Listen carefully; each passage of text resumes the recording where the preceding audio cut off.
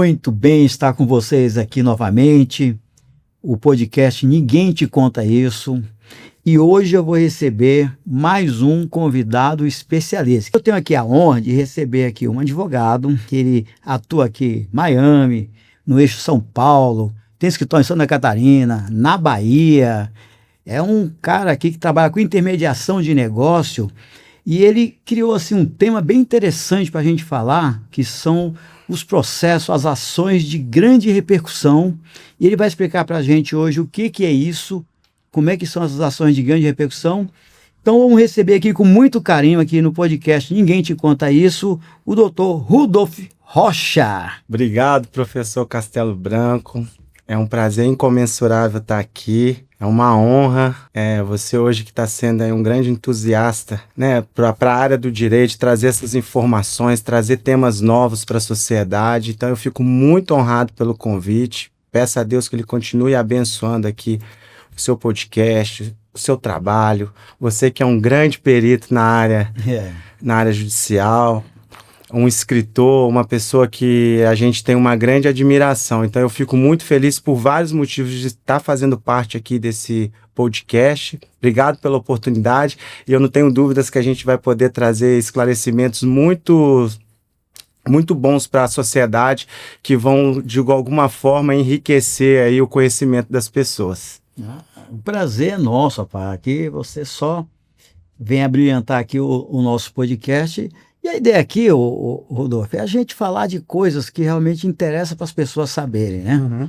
Porque aqui a gente não tá para falar do direito em si, não é um podcast de direito, é com advogados, mas a gente quer, na verdade, passar alguma informação para aquela pessoa que está nos assistindo em casa, o nosso telespectador, aquele nosso cidadão que às vezes não tem oportunidade de ter umas informações com uma pessoa da sua qualidade, com a sua experiência. Isso aí para eles é uma felicidade, né?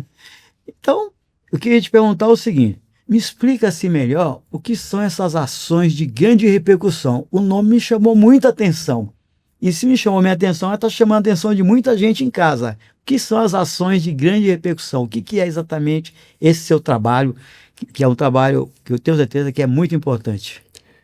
Então, professor, eu comecei a atuar em muitos casos midiáticos, Certo. que dividiam um país. E eu comecei a observar que a opinião pública, muitas das vezes, trazia já uma decisão, um pré-julgamento ou favorável ou desfavorável para alguma das partes que estavam ali naquele litígio. Certo. Então eu comecei a observar que que não adiantava só você ter a técnica judicial, porque nós tínhamos o jogo processual, Certo. com fatos, provas, perícias e etc., mas nós tínhamos também o jogo midiático.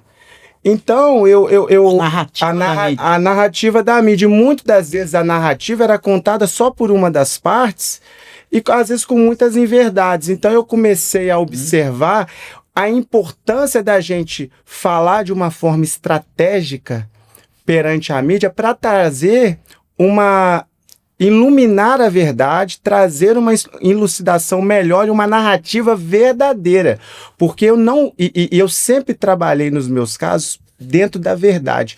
Eu nunca usei de narrativas na palavra que as pessoas muito utilizam aí na política, que muitas das vezes é contar em verdades. Não, a gente trazer a narrativa do que realmente é a verdade para que a gente pudesse trazer de alguma forma a opinião pública em favor, no caso, do meu cliente, porque muitas das vezes os meus clientes já eram pré-julgados antes mesmo do próprio juiz analisar o fato.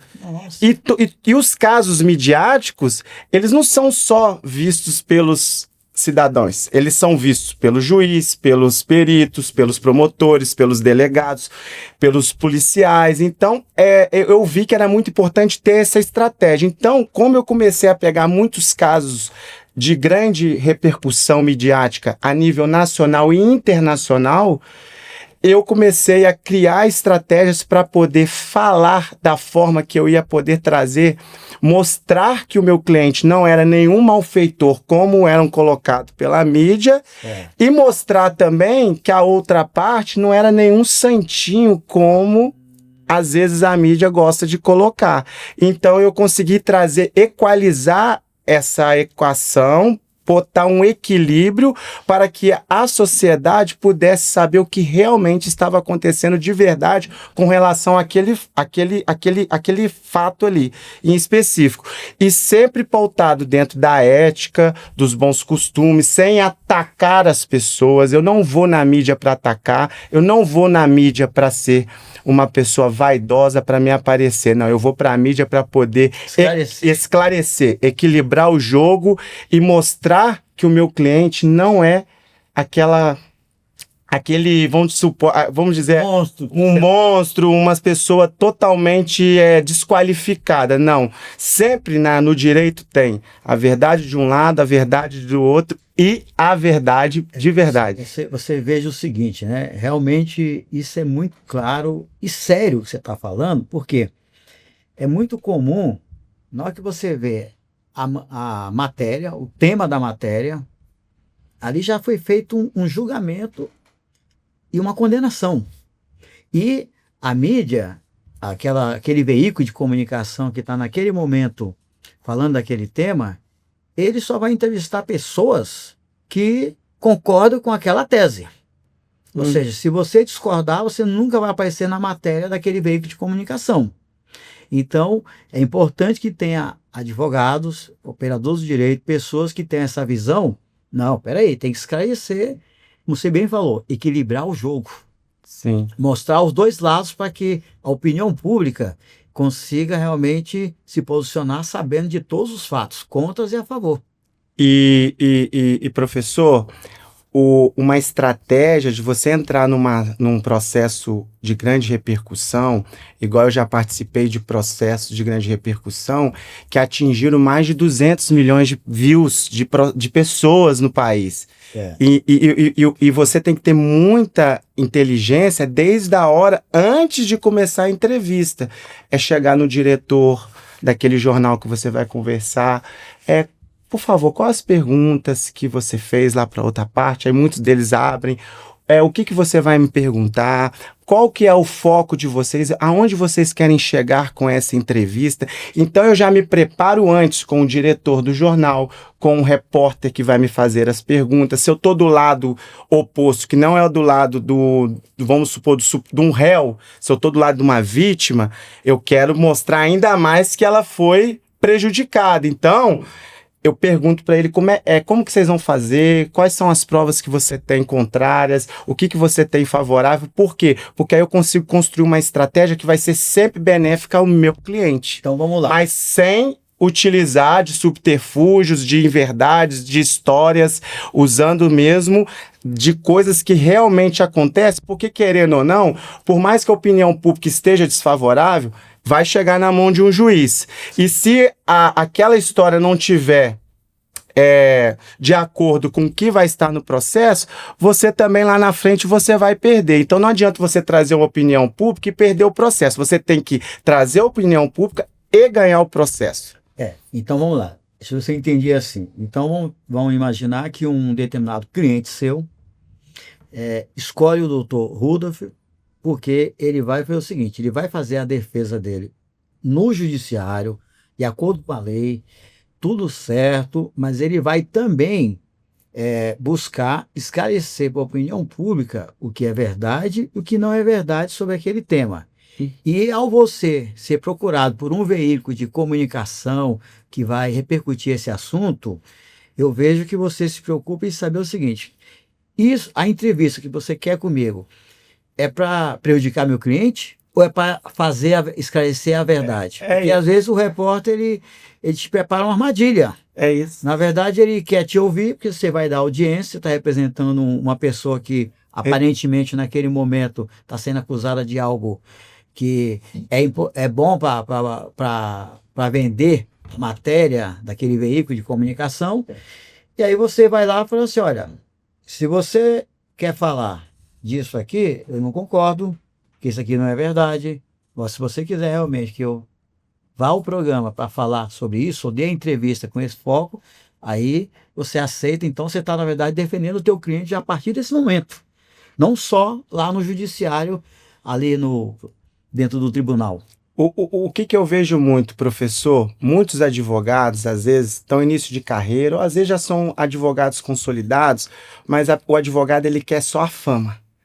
Então, ele pega um caso, ele já quer ir para a mídia para falar do caso, só que muitas vezes ele fala, ele prejudica o cliente dele. Sim. O próprio advogado. O próprio advogado, porque ele quer tanto falar, tanto aparecer, que ele prejudica. Certo. Professor Anísio, tem muitos casos que eu não vou para a mídia. Sim. Porque tem casos que não adianta você ir, você não vai reverter. Sim. Então você tem que se recolher, soltar uma nota estratégica para deixar uma dúvida, mas você não pode muito ficar falando, porque tem casos que você não pode ficar muito rebatendo, porque Sim. quanto mais você rebate, mais você vai trazendo opinião, às vezes, desfavorável. Então, você tem que ter muito o cuidado para fazer a análise. E esse feeling de saber o momento que pode ser feito, que não pode ser feito, isso não é todos os advogados que têm. E o que eu deixo aqui de recado, até para os advogados que, às vezes, estão num grande caso de repercussão, façam uma análise, estudem, não vão para a televisão só pelo holoforte, porque aí vocês vão prejudicar o cliente de vocês.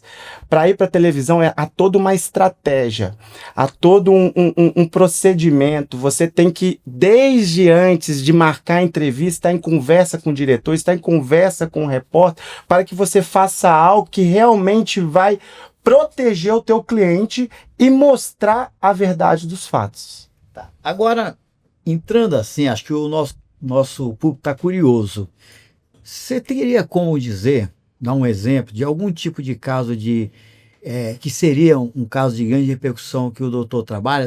Não é necessário citar nomes e tal, mas só um tema que eu estou curioso. Imagina a pessoa que está em casa deve estar curioso também. Ó, eu vou te citar o meu último caso que eu peguei em Minas Gerais. Foi o caso de um fotógrafo que teria supostamente cometido um estupro de vulnerável contra uma mulher casada com uma das pessoas mais ricas da nossa cidade.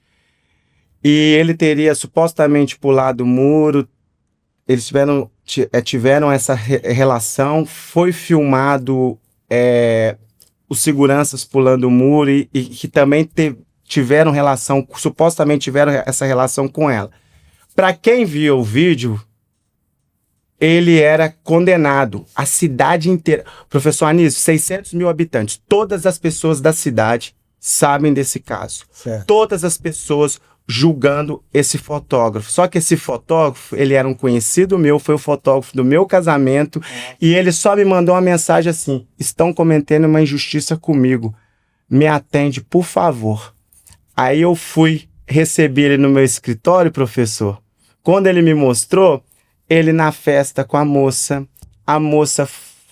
franqueou a entrada dele na casa dela, eles tiveram relações lá dentro com outra amiga dela, tudo consentido, não tinha nada daquilo que estava sendo falado.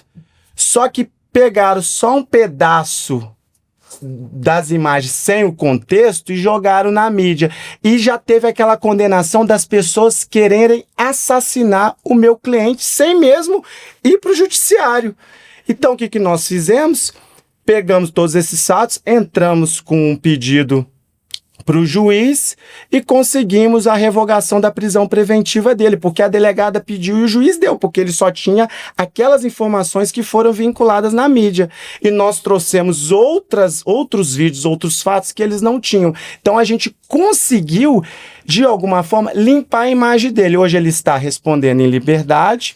Os vigias que estavam presos também estão respondendo em liberdade, porque essa suposta vítima, ela já estava em outras festas, fazendo outras coisas, e também que os próprios vídeos que nós juntamos e as provas rebatiam tudo aquilo que foi colocado na mídia. Só que até ele chegar a nós, até a gente mostrar os fatos, ele foi muito prejudicado moralmente, ele perdeu todos os clientes dele, 90% dos clientes eram mulheres, e agora que ele está conseguindo reestabelecer a imagem dele.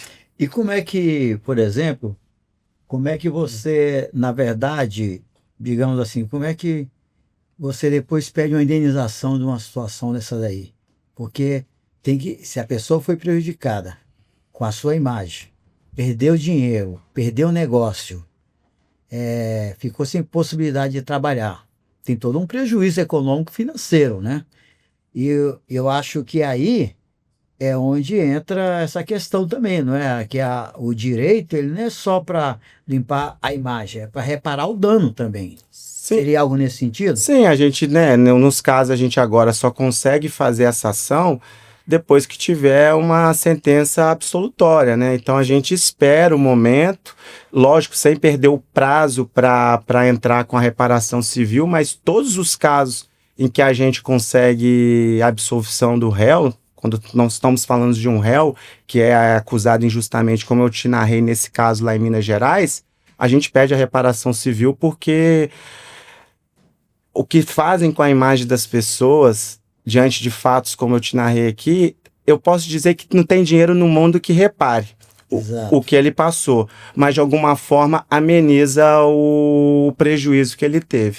E a gente sempre faz essa reparação porque é uma forma de falar, meu amigo, tá aí o que fizeram com você, eu sei que é irreparável a sua imagem, mas tá aí um dinheiro para você recomeçar a sua vida, porque realmente ele tem prejuízo, porque ele, no caso do fotógrafo, ele perdeu todos os contratos dele da cidade, todos, Eu no imagino. 100%. Você sabe que eu tenho muito assim, quando vem esses casos que demanda essa análise da injustiça, eu sempre lembro daquele caso, acho que todo mundo pode pesquisar na internet, vai achar aquele caso da escola de base, aqui em São Paulo, em que parece que os proprietários da escola foram acusados de ter algum tipo de comportamento inadequado com uma criança.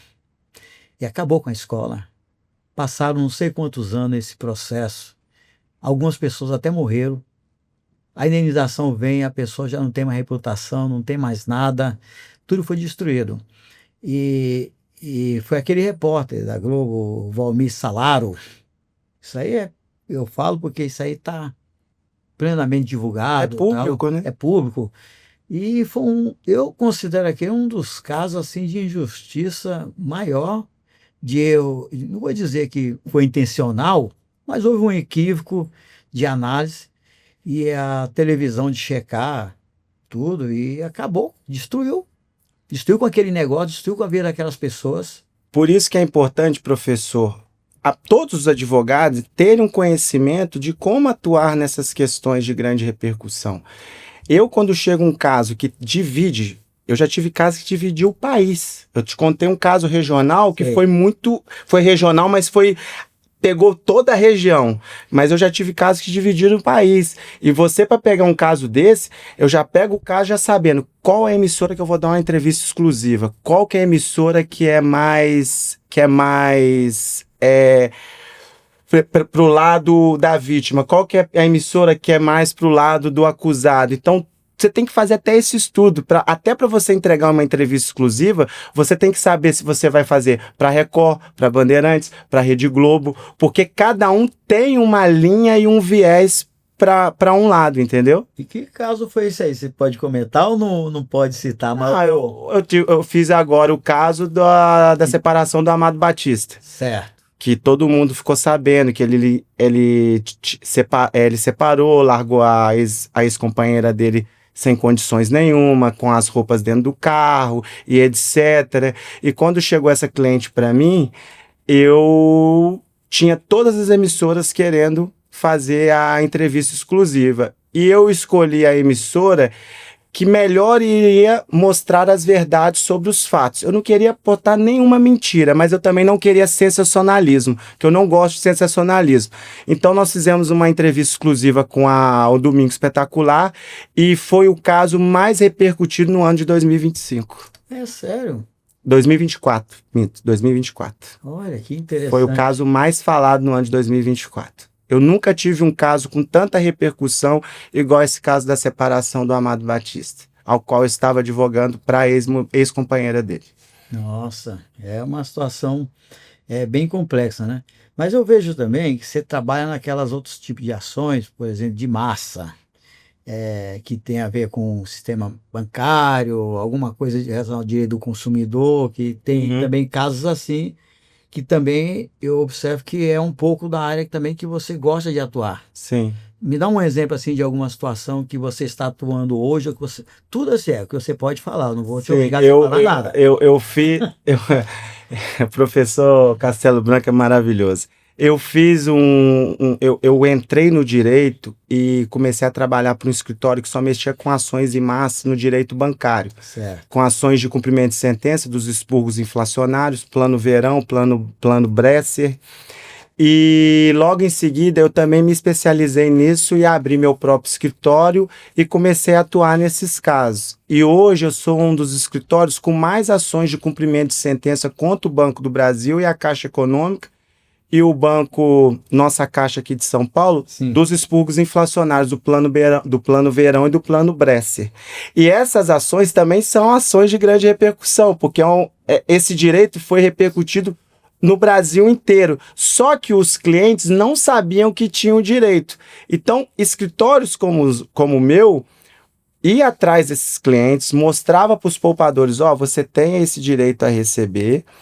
A gente nunca pegou dinheiro adiantado de nenhum cliente, a gente falava, vou fazer ação para você, você nos paga 30% no final, o dinheiro no final vai ser recebido conjuntamente com o escritório, aí a gente conseguia prospectar esse cliente e nós fizemos hoje mais de 5 mil ações de cumprimento de sentença contra a Caixa Econômica e o Banco do Brasil. Então esse é o carro-chefe do escritório, são as ações em massa e as ações de grande repercussão que envolve a mídia e os portais. Se o doutor me permite fazer assim, uma explicaçãozinha sobre isso, até para que o nosso público entenda, esse caso da poupança é assim, quando, por o ano de 89, quando houve a eleição do então presidente Collor, ele assume o país e lá pelo mês de abril nós estávamos vivendo aí uma hiperinflação.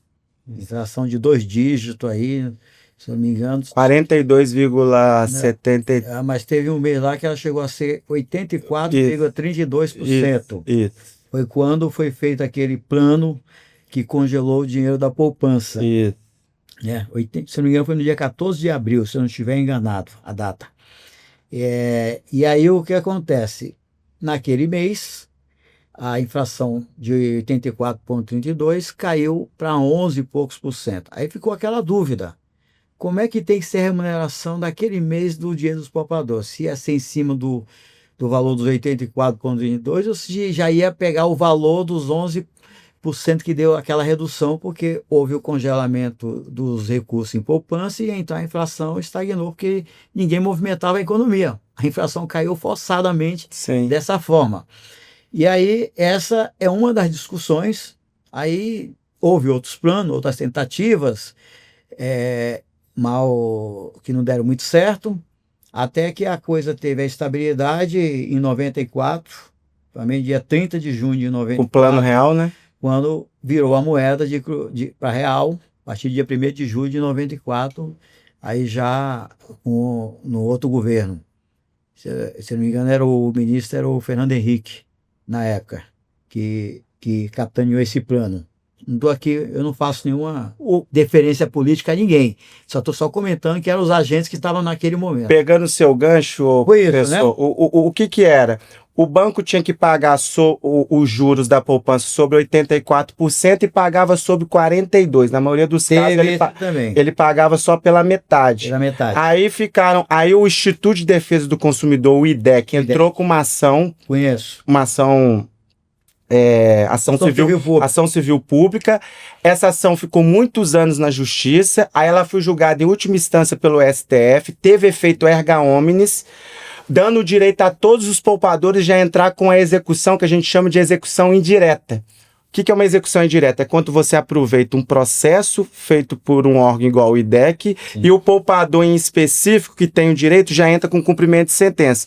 Aí que entrava o meu escritório, a gente ia atrás desse poupador e já entrava com cumprimento de sentença. Na verdade, o IDEC entrou uma ação em favor do coletivo. De todo o coletivo. De todo cidadão brasileiro ou cidadã que tinha, que teve dinheiro naquela época e teve essa, digamos assim, essa perda inflacionária, vamos colocar dessa maneira. Sim. E aí você, como um advogado visionário, identificou uma oportunidade e foi atrás desses clientes e foi executar a sentença Isso. e está nessa fase executando a sentença. Eu estou executando a sentença. E professor Anísio, desde a minha primeira ação protocolada até eu receber o meu primeiro cumprimento de sentença, porque o banco usava de muitos meses para procrastinar o cumprimento de sentença. Demoraram-se 9 anos. Sei. Eu só fui ver o primeiro honorário depois de 9 anos, mas no direito é assim, né? A gente tem que trabalhar e focar e continuar. Você sabe por que o banco faz isso? Ah, Tem uma estratégia financeira aí por trás.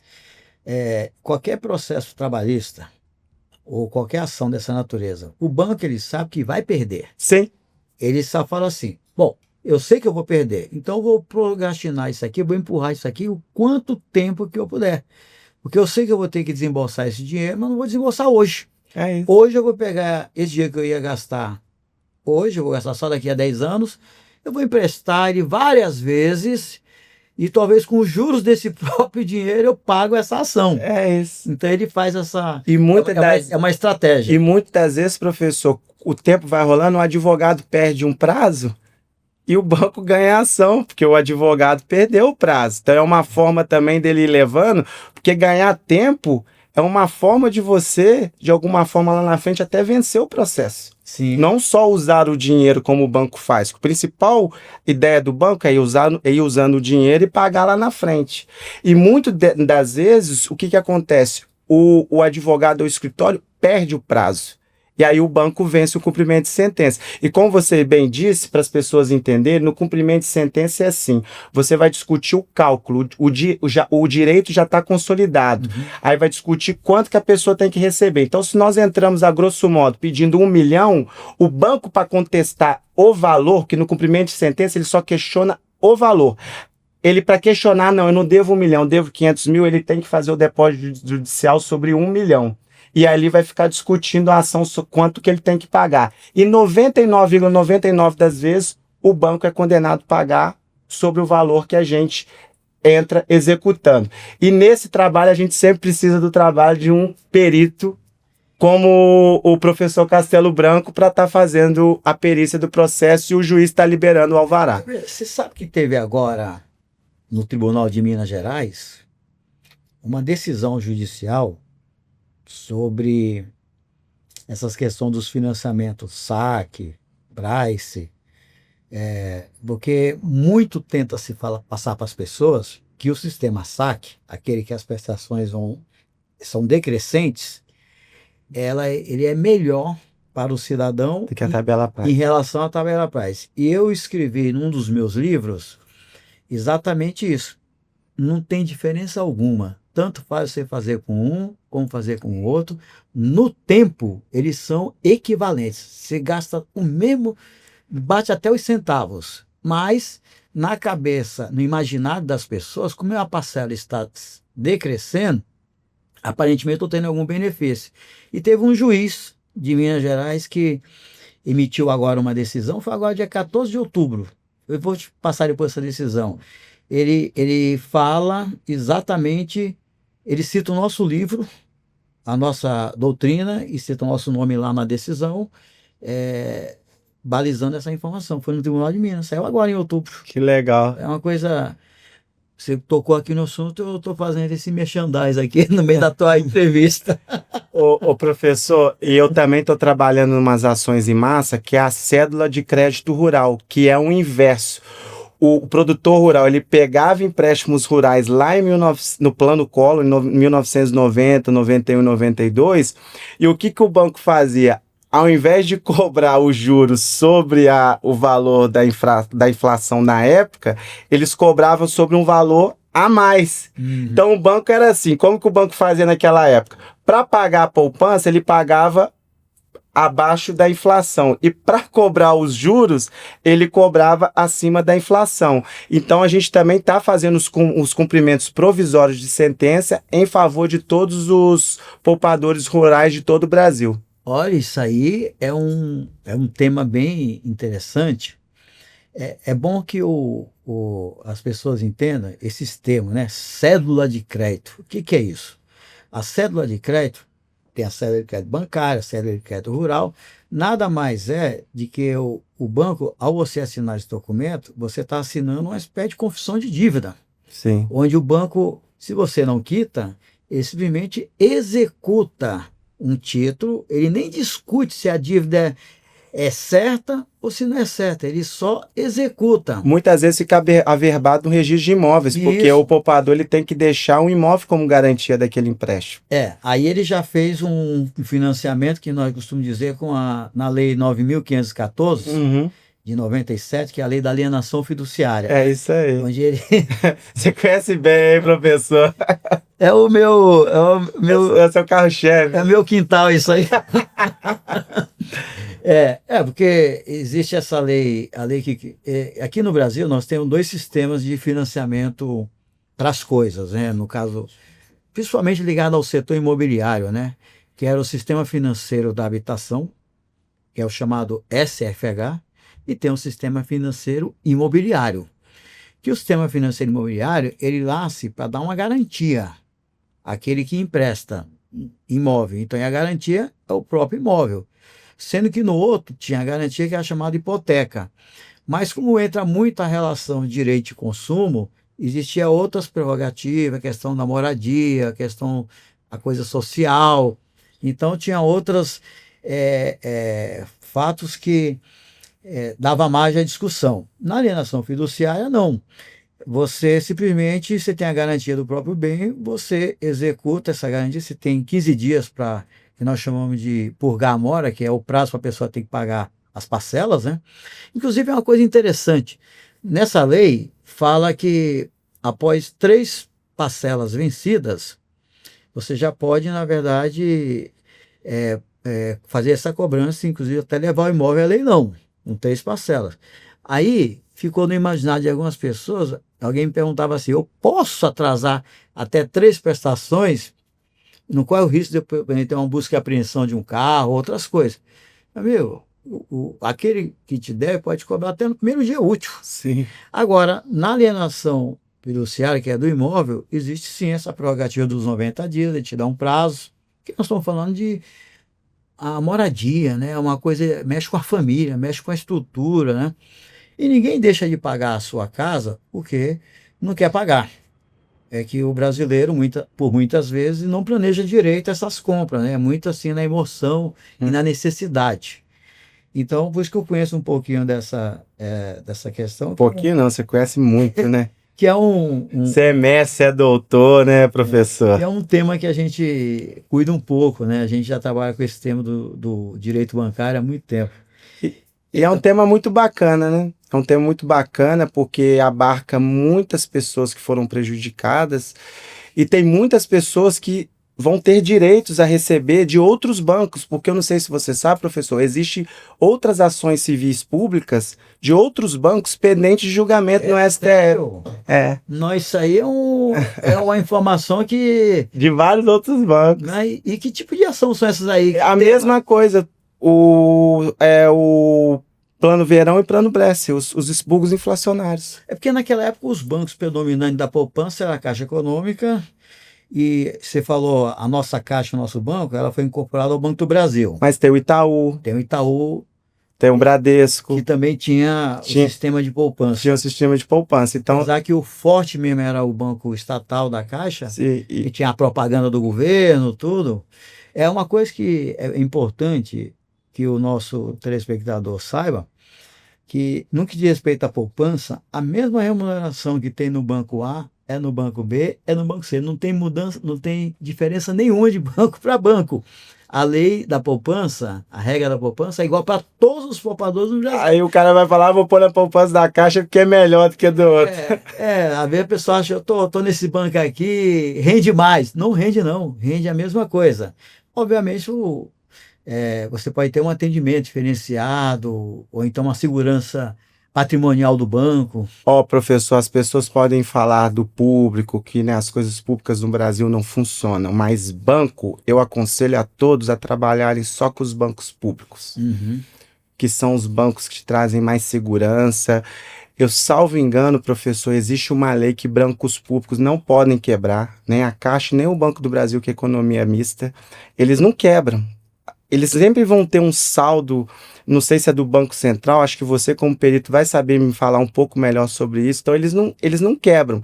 Você nunca ouviu falar, o Banco do Brasil já quebrou algum dia? Não, Caixa Econômica já quebrou? não. Agora os outros já, né? Hoje mesmo quebrou um banco aí, né?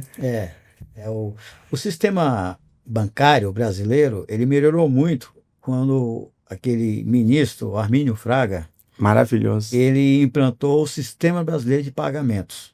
Ou seja, hoje o Banco Central ele monitora todas as operações praticamente diárias no que acontece. Então, se um banco quebrar hoje, é porque o Banco Central deixou que ele quebrasse. Então, quando ele sente que o banco não está cumprindo com as suas obrigações, há uma intervenção, que é o caso do banco que foi noticiado, saiu em todas as mídias hoje, é o caso do Banco Master, né? Uhum. Nós estamos nesse momento aqui gravando essa nossa entrevista, mas não sabemos direito o que aconteceu, as informações são só aquelas de jornal, e eu, como um perito, Que a hora que o advogado do Banco Master tem que que... estou acostumado a investigar fatos, eu nunca vou pelo que a mídia fala. Também não. Eu vou pelos fatos que eu tenho acesso, e eu aconselho todos a fazerem a mesma coisa, porque nem sempre o que você vê, fica sabendo, é o que realmente acontece na prática. Pelo menos é a notícia que querem te passar. Porque a gente tem que entender, gente, que tudo é um jogo. Que jogo é esse? A imprensa, ela quer vender o quê? Publicidade. Ela quer faturar para remunerar sua estrutura, funcionários, seus trabalhadores, seus repórteres, seus analistas, todo mundo que faz parte do complexo de vender, de transmitir a informação. Então, quanto mais audiência aquele veículo de comunicação tiver, mais patrocinadores ele vai ter e mais caro será o patrocínio para aquele veículo de comunicação. É assim que os veículos de comunicação, todos eles têm o mesmo segmento. Então, eu tenho que sempre vender notícias que vendo a atenção do eleitor para a minha notícia, do eleitor, do telespectador, que hoje é todo tipo de mídia, né? Não dá nem para você verificar exatamente qual é o único veículo. Igual eu vejo, professor, esse caso da CPMI, tem vários investigados que já estão presos preventivamente. Uhum. E eu vejo... Do caso do INSS. Do INSS. Eu vejo que está faltando alguns advogados dessas pessoas que estão encarceradas fazerem publicações, usarem da mídia para mostrar a verdade com relação a cada atuação do seu cliente. Se realmente tiver ali pontos que podem ilustrar que eles não são desviadores ali ou corruptos, como eles estão querendo colocar, fazer entrevistas e mostrar para o público que fulano não cometeu aquele crime, porque, olha, tem muita gente que está ali preso só pela opinião pública. Eu acredito. E tem outros que não estão presos ali porque tem uma condição econômica um pouco melhor. Então, está faltando, nesses casos, os advogados se posicionarem de uma forma mais enfática dentro da mídia, trazendo fatos, não é mentira, mostrando o que o seu cliente realmente fez, ou se ele fez de uma forma enganada, sem saber que estava pegando algo, porque acontece muito isso. Você, às vezes, professor, se alia uma pessoa que é um criminoso, mas você não é o criminoso, e às vezes você fez uma transação com esse criminoso que é lícita. Só que num contexto geral, você é tido como um criminoso também. Está no mesmo barco.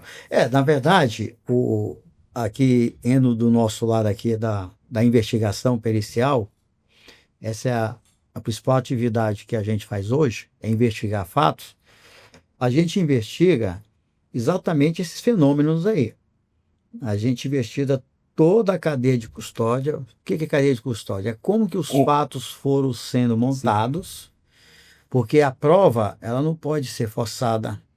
A polícia não pode produzir prova de forma, tipo assim, armadilha, ela tem que ser fatos reais. É bom que fique claro aqui que nós não estamos defendendo aqui nenhum fraudador de nada. Não, nada. Nenhum fraudador. O que o doutor Rudolph está dizendo aqui é que tem que separar as maçãs podres das maçãs boas. Por exemplo, eu vou dar um exemplo disso aí que você está colocando. Veja bem, eu tenho certeza que tem aposentado que autorizou mesmo descontar o dinheiro do seu benefício em prol de alguma entidade que forneceu para ele algum tipo de benefício, seja ele jurídico, seja ele de recreativo, não importa. Ele aceitou plano de saúde, ele aceitou aquela condição, convênios com empresas, né? Ele aceitou fazer parte daquela entidade, em troca daquela mensalidade, para ter esse benefício. Mas teve outros que realmente foram enganados mesmo. Não pediram nada, não concordaram com nada, e realmente foram enganados ou iludidos, ou sequer nem sabe como que o nome dele foi parar numa lista de contribuintes para essas entidades. Mas, como você bem falou, tem os casos que são verdadeiros, tem os casos que não são verdadeiros, tem que separar o joio do trigo e tem que saber quem é que está, de fato, envolvido nesse sistema e quem não está envolvido. Agora, a CPMI, a Comissão Parlamentar de Inquérito, e Mista de inquérito. Mista, agora que é Senado e Câmara. E Câmara. Então, essas comissões, a gente tem que tomar muito cuidado, porque é um momento que os políticos têm para fazer suas falas, serem filmados, e que ali eles usarem na época da sua campanha política. Então, muitos estão ali para criar o tal dos cortes para amanhã na sua eleição. Então, só uma atenção aí ao nosso telespectador para investigar, para antes de formar uma opinião, seja contra ou a favor, eles realmente investigar os fatos e entender, não só ir pelo que a mídia fala ali também, que todo mundo tem o seu interesse em guardar as proporções em escala. Então, e nós queremos ter nossas convicções, temos que investigar corretamente. Seguindo nessa esteira, o professor, eu vim para cá hoje para o seu podcast, falei, cara, eu gostaria de falar sobre o... Aqui é o nosso podcast. Nosso podcast. Eu queria falar sobre o INSS, só que eu não vou puxar essa fala, porque parece que a gente está politizando. E eu deixo bem claro aqui, eu quero que as pessoas que tiraram o dinheiro, sejam de direita ou de esquerda, sejam presos e responsabilizados. Ponto final. E se essas pessoas estiverem no meu escritório, eu vou trabalhar para elas dentro do direito, dentro do que as leis me permitem. Certo. Mas não faço juízo de valor, porque eu aprendi que julgamentos morais eu deixo para a majestosa vingança de Deus. Eu não faço julgamentos morais, eu vou e trabalho com a realidade dos fatos. Então, o que me preocupou muito é que os políticos estão usando do palanque para fazer política e as pessoas que estão sendo ali investigadas, elas já estão sendo tratadas como condenados. O que eles fizeram com o nosso colega, o advogado Dr. Nelson Williams, foi um absurdo. Uhum. Eles trataram ele como um marginal. Não tiveram nenhum tipo de ética, de cortesia, e ele se prontificou, respondeu as perguntas. Então ali não é uma comissão imparcial, ela é totalmente parcial, porque as pessoas já falam como se a pessoa fosse um condenado. E ainda não teve nem a instrução processual. Então o que eu peço para vocês que nos assistem é que quando chegar casos dessa magnitude, que vocês observem, não façam juízo de valor até que comecem as decisões, ou digo mais, até o trânsito em julgado, porque todo mundo tem o direito da presunção de inocência. Então, assim, e todos aqueles políticos que estão ali, o que me admiram mais é que muitos deles são advogados, têm a formação em direito e ficam atacando ali os investigados como se eles já fossem condenados e tratando eles de forma assim cruéis, descortês mesmo, com falta de educação. Falta de respeito. Com falta de respeito. Então, assim, eu queria muito que você tocasse nisso, falar nesse caso, porque eu acho um absurdo os políticos usarem de uma coisa tão séria, de uma falha tão séria do sistema, para atacar pessoas que lá na frente serão absolvidas. O que a gente entende é o seguinte: a justiça é para justamente condenar quem precisa ser condenado e absolver quem precisa ser absolvido. O que não é certo é você ser condenado o tempo todo pela mídia. E a mídia condena. Muito. E eu observei isso aí, eu ficava sempre observando assim. Desde a época que houve o julgamento do Mensalão, que a gente então, até aquela época, a gente não sabia nem quem eram os ministros do STF. Uhum. Eles começaram a aparecer, aqueles julgamentos começaram a ser filmados e mostrados. A gente não sabia quem era o nome dos ministros. E aí a gente começou a ver os ministros dando aqueles votos, seguindo assim o clamor da sociedade, o clamor popular, aquelas coisas, mas onde é que está isso, gente? As pessoas têm que ser condenadas pelos fatos. Não pode ser condenado pelo o que as pessoas estão pensando, ou por isso ou por aquilo. Você não concorda, doutor? Lógico que eu concordo, e por isso que eu atuo, porque eu vi que a mídia está tão contaminada e as pessoas usam tanto a fake news, que aí é que tem o trabalho do nosso escritório, que é trazer a verdade dos fatos, elucidar os fatos, sem usar de narrativa mentirosa, expor realmente o que está acontecendo, mostrando os dois lados, porque o que falta muito nas informações e na mídia é que muitas vezes é mostrado um lado, porque o outro lado às vezes se cala, e quem se cala se culpa. Então por isso que a gente tem que muitas das vezes ir até a mídia para mostrar o que está acontecendo, só que de forma estratégica. E volto a dizer, se a pessoa usar da mídia para querer aparecer, como muitos estão fazendo, pode ter certeza que o final dela será ruína. Porque na verdade a pessoa está ali fazendo um teatro e muitas vezes ela sabe fazer esse teatro bem feito. E aí a gente tem que tomar cuidado com isso, porque um dia você pode ser o objeto desse teatro também, né? Uhum. E o circo gira bastante. Mas o que a gente quer deixar aqui de mensagem, doutor Rudolf, eu entendi bem agora eu comecei a entender bem o que é o trabalho que o doutor faz, porque o doutor faz um trabalho de investigação. Isso. É um trabalho de investigação, ou melhor, de contra-investigação, porque as denúncias, principalmente quando vai na parte criminal, você tem o sistema nosso aqui hoje é o quê? A polícia investiga, e a polícia tem lá os mecanismos de informação, tem os peritos que estão dentro do sistema da polícia, e esse pessoal todo produz os seus documentos e manda para o advogado do povo, que digamos assim, o advogado da sociedade, que é o Ministério Público, e ele é dono de uma ação, seja de reparação ou seja de criminal, e vai para o sistema judiciário.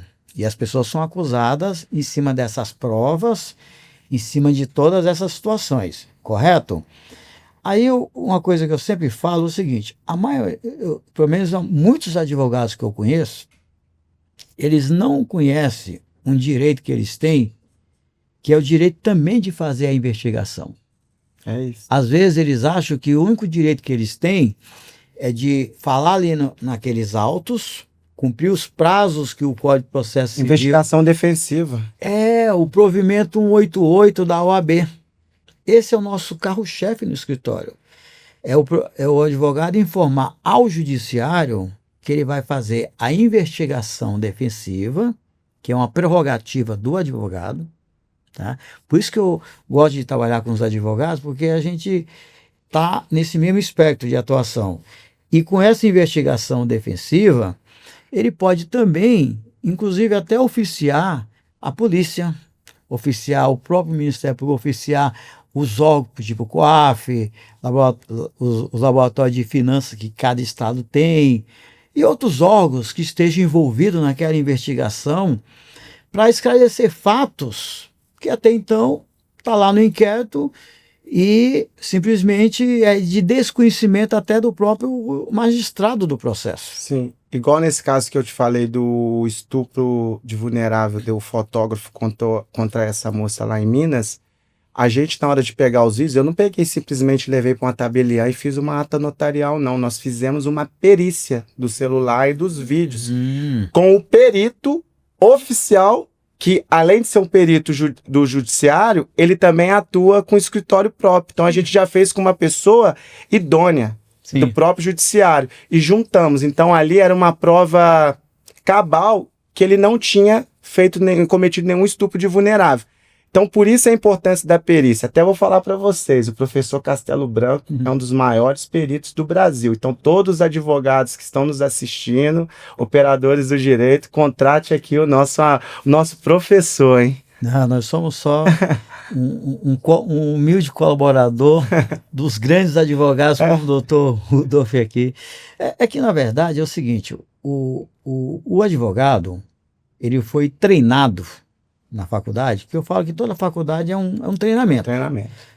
Você vai passando o período na faculdade, você vai acumulando conhecimento dentro de uma área. Então, o advogado ele é treinado para seguir todo um rito processual, apresentar as provas no momento certo e tudo mais. E, às vezes, os prazos são muito curtos. Às vezes, os prazos vou te dar só um exemplo. Às vezes o perito do juiz, ele tem lá, eu falo isso que eu sou perito do juiz também. Sim. E o perito do juiz, ele tem lá, ele fica com o processo na mão dele, analisando os fatos durante meses. Eu já vi casos até de anos. Aí o que acontece? E aí quando abre para a parte contrária se manifestar, ele só tem o quê? 15 dias. Sendo que o outro teve meses. Aí o que acontece? O que resta você a fazer? Cumprir aquele prazo, porque senão você perde o prazo, mas você tem o direito, em qualquer fase do processo, de fazer a perícia investigativa defensiva. Ou seja, eu vou fazer uma varredura desse processo. Desde quando ele nasceu, da coleta de provas, até hoje, para ver o que passou batido, que não foi analisado até hoje pelos tribunais, porque pelo tempo, pela necessidade, por toda a circunstância que tem um processo. E é o que faz a perícia investigativa, isso é que é a advocacia investigativa, e esse é isso que nos liga à atividade da advocacia, é esse trabalho de fazer essa investigação paralela e apresentar um relatório idôneo, como você falou, sem raiva, sem emoção, nos autos, somente comprovando o que caberia ao juízo fazer. Vou pedir uma opinião de um segundo profissional para ver se aquelas provas que foram apresentadas são verdadeiras. É isso. Se elas têm fundamento. Se o perito está dizendo que não tem nada a data, a pessoa estava em determinado local e ela comprova aquilo de tal forma que o outro perito valide essa informação. Isso realmente aconteceu. Nós não podemos viver de narrativa. Até vou puxar um pulo do gato aqui para o professor. Os advogados, né, que trabalham na questão da investigação defensiva, nesses casos de grande repercussão, ele tem que saber o papel dele. Uhum. Né? Tem advogados que têm um papel mais técnico, processual, tem um advogado que é mais comercial, tem um advogado que vai fazer essa parte da investigação e tem um advogado que vai falar perante a mídia. É o perfil profissional. É o perfil profissional.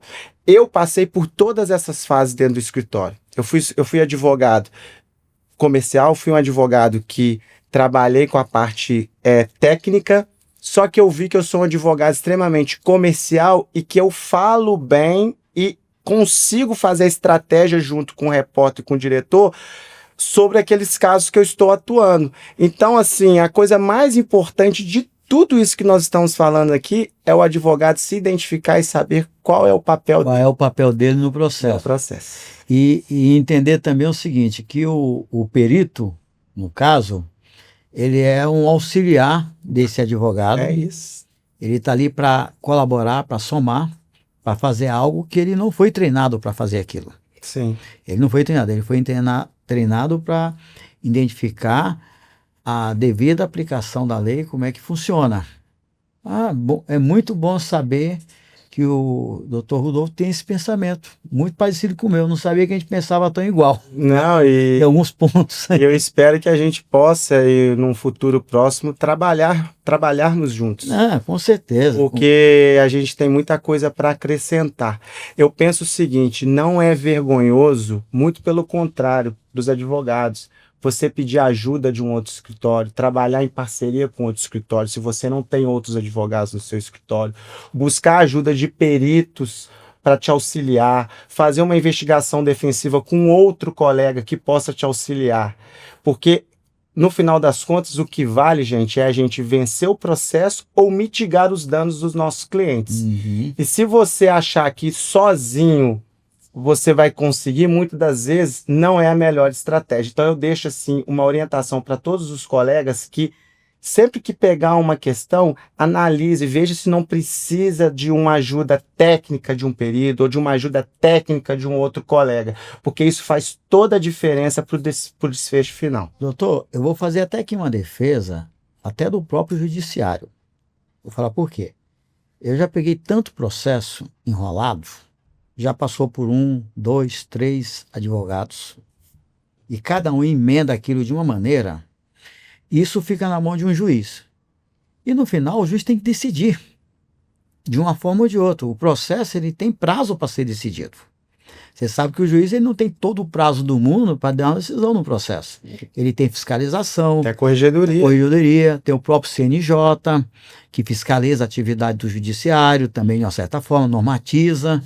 Então, o juiz, muitas vezes também, ele vai ser beneficiado quando você usa do trabalho dos profissionais em cada área para esclarecer fatos. Porque ele vai tomar uma decisão com mais clareza. Com mais clareza. Porque agora chega lá o processo de tudo quanto é que é jeito, emendado, remendado, e o juiz tem que dar uma decisão. Então, muitas vezes, até o juiz também, ele termina entrando bem nessa situação, ou mal, vamos dizer assim, tomando uma decisão que de repente pode ser até injusta, mas aí foi assim, foi o que me entregaram aqui. Eu tenho isso aqui nos autos. E o juiz não pode dar decisão fora do que está nos autos. Ele precisa das informações ali, dos fatos, dos documentos, das análises, para ele tomar a decisão correta dele. Então, até o judiciário é prejudicado quando você quando tem alguns profissionais do direito que não fazem esse seu trabalho adequadamente. Você falou certo. Você tem que se identificar aonde é que você é melhor. Hoje Não adianta você querer jogar em todas as posições, que não dá. Hoje nosso escritório está em 5 estados, está nos Estados Unidos também. Nós temos hoje quase 40 advogados trabalhando e mesmo em alguns casos a gente precisa de ajuda de outros escritórios para fazer uma advocacia conjunta, para poder trazer o melhor para o nosso cliente. Quem não sabe dividir, não sabe somar, ô professor. Né? E no final das contas, a pessoa só reconhece o vitorioso. Doutor, eu vou fazer aqui uma coisa que eu não fiz ainda, não fiz. Eu vou pedir aqui a minha assessoria para me trazer aqui um dos meus livros, que eu quero te presentear aqui. Obrigado. Tá lacradinho. Peraí, deixa eu mostrar aqui, ó. Ó, lacradinho. Matemática Financeira Aplicada. Esse aqui é um livro nosso aqui que Nossa, que honra, obrigado. foi lançado em 2002. Ou seja, tem um pouquinho de quem está um pouquinho nessa estrada. Quantos mil exemplares vendidos? Dão conta aí que já passou dos 100 mil exemplares. Best-seller. Já é adotado em mais de 800 faculdades e universidades. Tá vendo aí a sumidade que eu tô sendo entrevistado? Imagina. Aí eu falei assim, quando encontrar o professor, o doutor Rodolfo, vou dar esse livro para ele aqui ao vivo no programa. Muito obrigado, eu tô até emocionado. É um presente nosso aqui. Nossa, obrigado. Porque você trabalha nessa área nossa aqui, então você... Nossa, e o método Gauss foi você que um dos criadores, né? Eu sou um dos criadores. Na verdade é assim, o conceito do método de Gauss, que todo mundo... Na verdade é você trazer a questão do juros simples, Sim. dos juros simples para comparar com os juros compostos. Sim. Não cabe a nós, que somos escritores, doutrinadores, tirar partido disso. Qual a minha opinião? É esse? Não, a gente apresenta o método dos juros simples e o método dos juros compostos. Quem vai dizer qual é o método que tem que ser aplicado e em qual momento é a sociedade demandando o judiciário e o judiciário tomando essas decisões. A gente só cria e demonstra e apresenta. não cabem nossas opiniões pessoais em cima disso aí.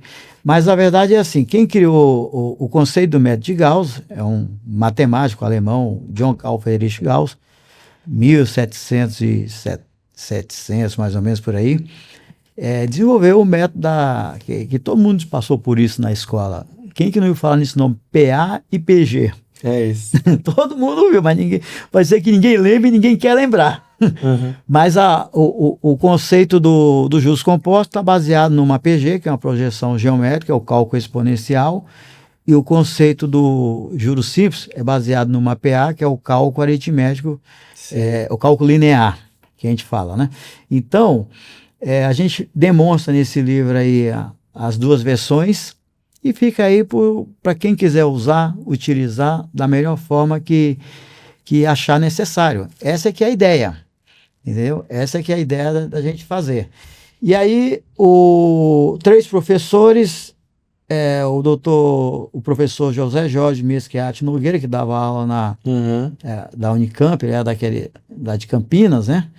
E o professor Edson Rovina, que é da Federal de Santa Catarina, e eu aqui de São Paulo, nós fizemos a construção do método de Gauss, que eu falo que alguns advogados, operadores, nem souberam aproveitar adequadamente. Uhum. Mas está aí como literatura para quem quiser apreciar, e é um presente que eu lhe dou de muito coração. E eu recebo, vou ler, vou aprender um pouco mais, porque eu gosto da matemática. A minha esposa também é formada em administração de empresas, então vai ser um livro que vai ajudá-la também. Então, assim, eu só te agradeço aí o carinho, tá? O respeito, a deferência, você sabe que é recíproco.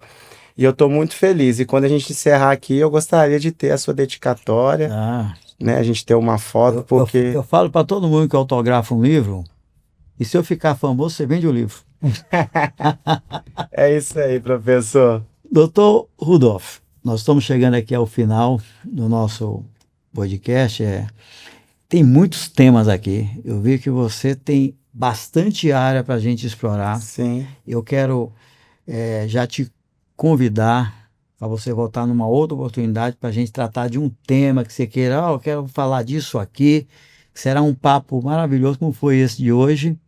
Mas a gente tem que encerrar aqui porque o nosso propósito é esse. A gente entregar algo ali objetivo para a sociedade.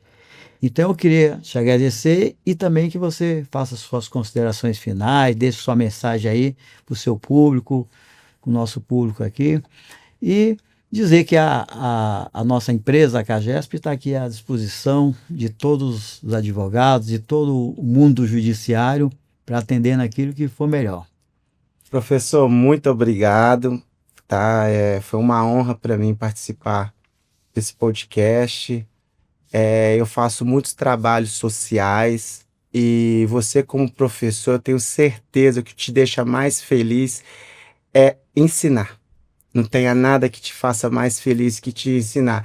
E eu devo falar isso, eu tô todo arrepiado aqui, porque para mim... É meu ponto fraco. O melhor de tudo meu caderno. Não é a gente estar com um terno bonito, uma gravata bonita, mas é a gente poder ensinar, passar um pouco do que nós aprendemos, né? E, então, assim, eu agradeço muito a Deus pela sua vida, por toda a sua equipe. Eu fui muito bem recepcionado desde a hora que eu saí do elevador.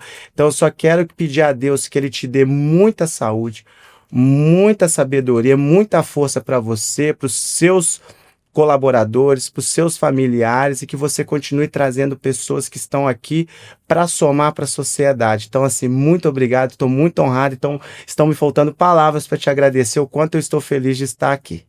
E eu queria aproveitar para encerrar aqui e dizer o seguinte, sigam o Dr. Rudolph nas redes sociais. Está sendo mostrado aqui, deve estar passando aqui nos nossos caracteres.